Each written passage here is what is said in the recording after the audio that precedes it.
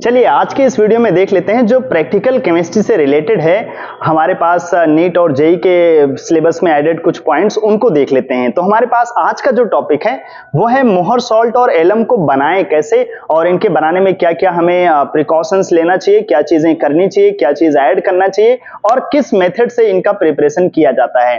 तो पहले तो इनका फॉर्मूला याद रखिए, मोहर सॉल्ट जो कि FeSO4 NH4 whole twice dot 6H2 होते हैं, जो कि डबल सॉल्ट होते हैं।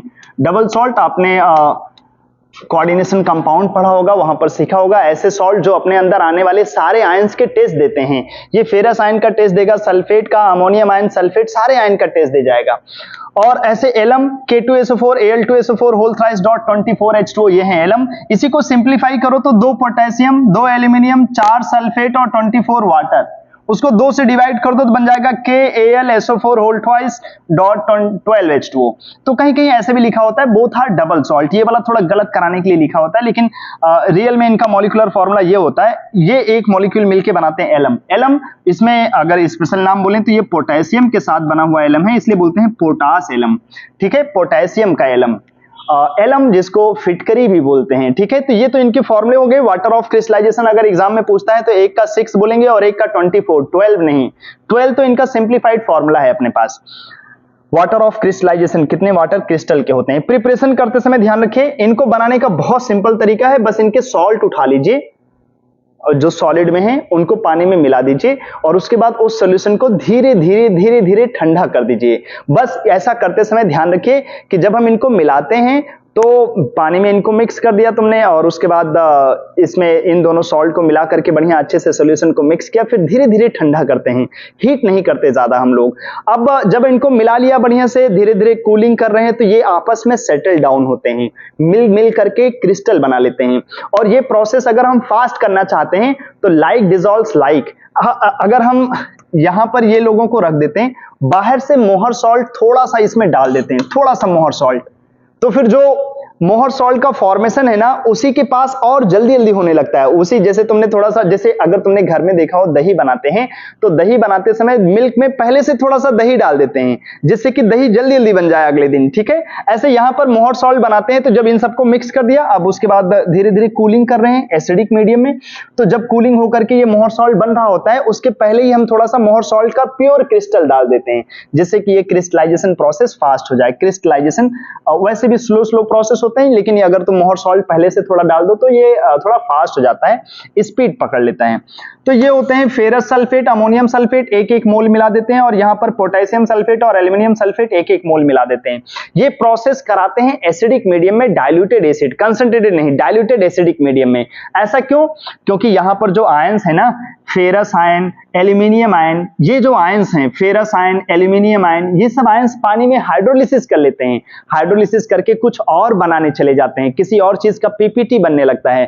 तो ये हाइड्रोलिसिस ना करें, उनको प्रिवेंट करने के लिए, या ऐसे यहां पर लिखा है to stop the cationic hydrolysis, जो इनके कैटायंस हाइड्रोलिसिस कर लेते हैं उसको रोकने के लिए डाइल्यूटेड H2SO4 का यूज करते हैं, डाइल्यूटेड H2SO4। ठीक है, इस बात का ध्यान रखिएगा। और इससे बन जाता है हमारे पास मोहर सॉल्ट और एलम। अब जो पोटास एलम है जिसका तुमने फॉर्मूला देखा, वो कहां कहां यूज होता है? प्यूरिफाइंग एजेंट होते हैं, वाटर प्यूरिफाई करने के काम आते हैं। आपने सुना होगा फिटकरी अगर लोग सेविंग एविंग करते हैं तो पानी में डाल के रखते हैं जिससे पानी साफ हो जाए। ऐसे तो अलग बात होती है, लोग उसे फिटकरी उठा करके ऐसे रगड़ लेते हैं, लेकिन पानी को साफ करने के लिए यूज होते हैं फिटकरी। अगर हम बड़े पानी का टैंक तुम्हारे घर में है और उसमें पानी को हम बहुत क्लियर करना चाहते हैं तो उसमें थोड़ा फिटकरी डाल दीजिए, तो सारी गंदगी नीचे बैठ जाती है और पानी बहुत ज्यादा क्लियर हो जाता है पानी को प्यूरिफाई करने में। डाइंग एजेंट होते हैं, लेदर टैनिंग में यूज होते हैं, ये तो सब इनका नॉर्मल यूज है। बस एक बात ध्यान रखिए, एलम में कोई ऐसी चीज नहीं होती जो किसी को रिड्यूस करके खुद ऑक्सीडाइज हो सके। एलम में होता क्या है? Potassium ion, aluminium ion, sulphate ion, ये जो कैटायंस है ना, ये किसी को रिड्यूस करके फर्दर ऑक्सीडाइज नहीं हो सकते, तो ये can not be used as reducing agent alum. जबकि मोहर सॉल्ट जो होते हैं ना, उनको as a reducing agent use कर सकते हैं, मोहर सॉल्ट को as a reducing agent use कर सकते हैं। इस बात को थोड़ा ध्यान रखिए, दोनों ही डबल सॉल्ट है, but Mohr salt is used as reducing agent, जिसमें इसका वैलेंसी फैक्टर कितना होता है? अगर ये किसी से रेडॉक्स रिएक्शन करता है तो इसका वैलेंसी फैक्टर 1। इसमें जो फेरस होते हैं उनको कोई और चाहे तो ऑक्सीडाइज कर दे फेरिक में। ठीक है, अब मोहर सॉल्ट से रिलेटेड कुछ बातें बता देते हैं। जो मोहर सॉल्ट होते हैं, इनको अगर तुम ज्यादा देर तक, जब इनका क्रिस्टलाइजेशन हो रहा है तो ज्यादा देर तक हीट नहीं करिए। हीट सप्लाई करोगे तो क्या, जो इनके घर में फेरस आयन है उसके घर से फर्दर आयनाइजेशन हो जाएगा और इसका तीसरा इलेक्ट्रॉन निकल जाएगा, तो ये तीसरे इलेक्ट्रॉन भी निकाल देंगे, फेरिक में चले जाएंगे, इसलिए ज्यादा देर तक हीट करने से बचना चाहिए। किसको? मोहर सॉल्ट को। ठीक है, ये इनका प्रिपरेशन हो गया। और बनाते समय इनको इक्विमोलर, ध्यान से देखोगे रिएक्शन में तो एक एक मोल लेकर जाते हैं और इनका प्रिपरेशन हो जाता है एक एक मोल, एक मोल ये, एक मोल ये। इक्विमोलर मिक्सचर इनको बनाते हैं डाइल्यूटेड सल्फ्यूरिक एसिड के मीडियम में, जहां पर ये diluted sulphuric acid ferrous ion का मोहर सॉल्ट में और एल्यूमिनियम आयन का एलम बनाते समय जो हाइड्रोलिसिस हो सकता है उसको रोकता है, डाइल्यूटेड सल्फ्यूरिक एसिड। ठीक है, और जो इनकी एक्स्ट्रा प्रॉपर्टीज थी वो मैंने बता दिया। बस इतना ही हमें ध्यान रखना है एलम के बारे में। और Mohr salt, alum reducing agent जैसा यूज नहीं हो सकता, किसी के साथ टाइट्रेशन, रिडॉक्स टाइट्रेशन में पार्टिसिपेट नहीं कर सकता, लेकिन मोहर सॉल्ट कर सकता है जहां पर उसकी वैलेंसी फैक्टर 1 होती है, क्योंकि जो उसके अंदर फेरस हैं वो खुद ऑक्सीडाइज हो जाते हैं और दूसरे को कर देते हैं रिड्यूस। ये हो गया मोहर सॉल्ट और एलम से रिलेटेड जो प्रैक्टिकल केमिस्ट्री की बातें थी। ठीक है, आपको वीडियो कैसा लगा बताइए, और जो एक्स्ट्रा डिमांड है आपका अपकमिंग एग्जाम के लिए आप कमेंट में बोलिए, उससे रिलेटेड आपको वीडियोस प्रोवाइड करेंगे, जिससे आपका कम टाइमिंग में परफेक्ट स्टडी हो जाए, जिससे आपकी प्रॉब्लम सॉल्व हो जाए। जो प्रॉब्लम है बताइए, आपको उससे रिलेटेड वीडियोस मिलेंगे। और वीडियो अच्छे लगे तो ये नए नए चैनल जो आप देख रहे हैं गौरव तिवारी के नाम से, उसको सब्सक्राइब भी कर लीजिए, तो बहुत अच्छा लगेगा। इस वीडियो में इतना रखते हैं, अगली वीडियो में फिर से मिलेंगे, तब तक के लिए टाटा बाय बाय।